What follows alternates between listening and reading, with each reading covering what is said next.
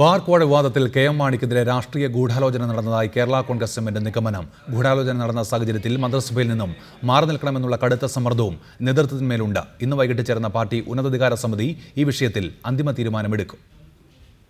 K M. മാണിക്കെതിരെ ഉയർന്ന ആരോപണം രാഷ്ട്രീയ ഗൂഢാലോചന തന്നെയാണെന്ന് കേരള കോൺഗ്രസ് എം സ്ഥിരീകരിക്കുന്നു.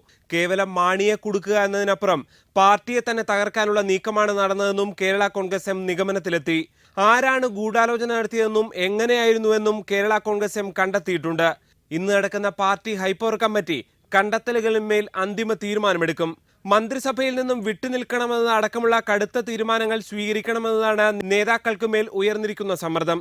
രാഷ്ട്രീയ പാരമ്പര്യമുള്ള നേതാവിനെ കരിവാരിത്തേക്കാനും അതുവഴി പാർട്ടിയെ തന്നെ തകർക്കാനും ശ്രമിച്ചതിനെ ചെറിയ കാര്യമായി കാണാൻ കഴിയില്ലെന്നും നേതാക്കൾ വ്യക്തമാക്കുന്നു.